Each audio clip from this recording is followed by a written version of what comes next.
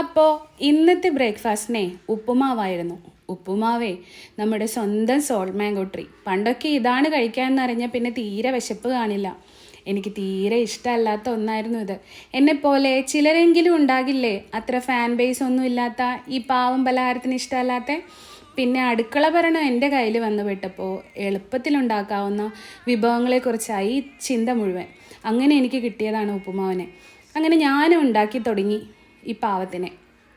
പയ്യെ പയ്യെ എനിക്കിവനെ അങ്ങ് ബോധിച്ചു തുടങ്ങി. അങ്ങനെ നല്ല സോഫ്റ്റായ ഫ്ലഫിയായ നമ്മുടെ സോൾട്ട് മാംഗോ ട്രീ. ചിലപ്പോൾ ഇത് കണ്ടാൽ ചിലർക്കെങ്കിലും ഒരു ഇഷ്ടമൊക്കെ വന്ന് പോയാലോ. ഇങ്ങനെയൊന്നും ഉണ്ടാക്കി നോക്കണേ.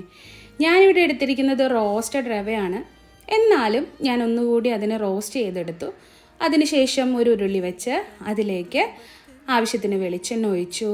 പിന്നെ അതിൽ അല്പം നെയ്യ് കൂടി ഒഴിച്ചായിരുന്നു. അതിനുശേഷം ഞാനതിൽ കടുകിട്ട് പൊട്ടിച്ചു.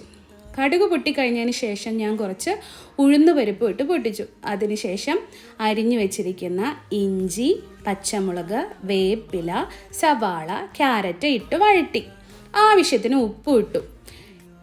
തിളച്ച വെള്ളം ഞാൻ അതിലേക്ക് ഒഴിച്ചു കൊടുത്തായിരുന്നു.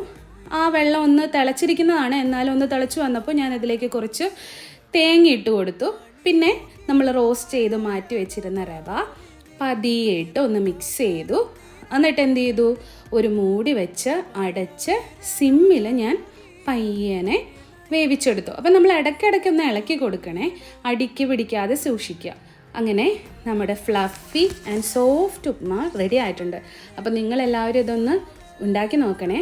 അപ്പോൾ നിങ്ങൾ ആദ്യമായിട്ടാണ് എൻ്റെ ചാനൽ കാണുന്നതെങ്കിൽ ഒന്ന് സബ്സ്ക്രൈബ് ചെയ്യാനും ലൈക്ക് ചെയ്യാനും മറക്കല്ലേ. അപ്പോൾ എല്ലാവർക്കും നല്ലൊരു ദിവസം ആശംസിച്ചുകൊണ്ട് നിർത്തുന്നു. ബൈ.